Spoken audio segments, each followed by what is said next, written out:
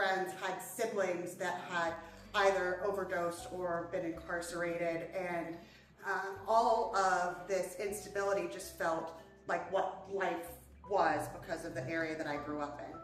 But there were two things I had the opportunity to participate in there that were very formative for me. One of them was Key Club International, where I was able to serve as a lieutenant governor and meet a lot of other like-minded folks from around the state. The second was a teen journalism program the local Warren Tribune Chronicle offered, which allowed me to go and meet other young people who were really innovating and doing some creative things. That led me to, and I see a fellow Cardinal in the audience, hello friend, led me over to Otterbein University, where I was able to major in public relations to really specialize those journalism skills into something. And I chose Otterbein to do that at because at the time it was in the top 10 in the nation for service work, which had become a passion after being in Key Club. So that gave me a lot of opportunity to do some service projects while digging into those project management skills, which I thought was going to be my whole career, and landed at Church and Community Development for All People on the South Side. And after I spent some time with Reverend John Edgar, and Pastor Nita Harris, that was the end of it.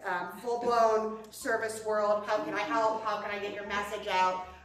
And landed eventually with United Way of Delaware County, and I recently celebrated 10 years there. Thank you very much. It's been a privilege to be able to be somewhere that long, right? But we have looked at different topics since my time there. So going from just general social service work into housing, the precipice of that was really the work we did during the pandemic. Delaware County received funds for community rental assistance. I was able to build a team and just have these incredible folks that work together to make sure we got the $11 million that was designated for our county, which for our county was a lot, and really got the 1,500 families, those households, able to stay in their space. During that time, it was just go, go, go. By the time it settled, I'm not talking to you in the hallway. I have to get into this other room because grandma has her electric shut off and I have to make this phone call right now. So being able to take that time and those stories and translate them into solutions on the macro end rather than the parable about pulling the bodies out of the river. We went back to the source, and it's really been a privilege.